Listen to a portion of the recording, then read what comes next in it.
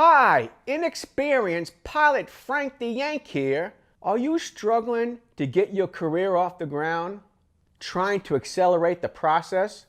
Will you do anything to progress your career? It is important to proceed safely and legally. When I first started flying, I would do anything to accumulate free flying time. I was a whore for flying. On January 16, 1983, I hitchhiked to Shoreham-at-the-Sea Airport, Echo Golf Kilo Alpha, which is located 100 miles south of London on the English Channel. A total of 170 miles of hitchhiking during typical English wet weather. From Shoreham, I flew a Cessna 150 airplane, November 60626, with no navigation aids and no radios during turbulence and strong winds back to RAF Lakenheath Aero Club. That's like driving for 3 hours with no smartphone, no voice, no data, no Apple or Google Maps, no nothing. And during the 3-hour flight, I would have to circumnavigate around London's Heathrow International Airport, one of the world's largest and busiest airports. I would have to fly with just an aeronautical map and a compass that is liable to gyroscopic precession. You see, a gyro compass uses a fast spinning disk and the rotation of the Earth to find geographic direction.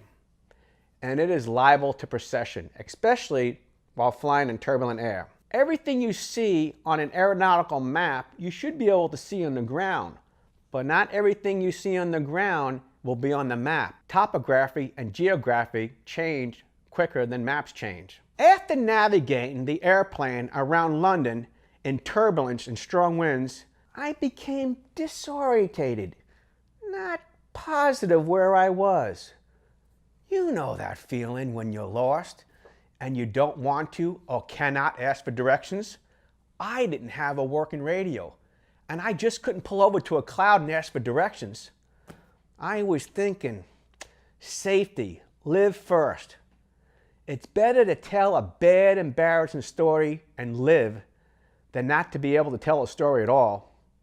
I spotted a small airfield below, and I made a pilot command decision to land, to get some fuel and get directions.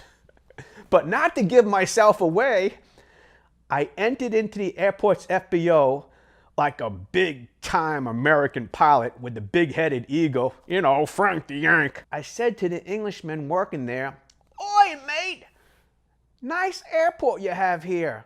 I need some fuel. And how do you pronounce it?" He gave me the airport's name, and I looked up the location on the map. With the new airport name, I plotted a new course, paid my fuel bill, and said, "Cheerio!" I was full of confidence. I knew where I was now. I taxied out, took off, and flew the 150 aircraft back to Lakenheath Aero Club. It's better to tell a bad, embarrassing story than to die and not to be able to tell a story at all. I lived, and I was able to cover up an embarrassing story.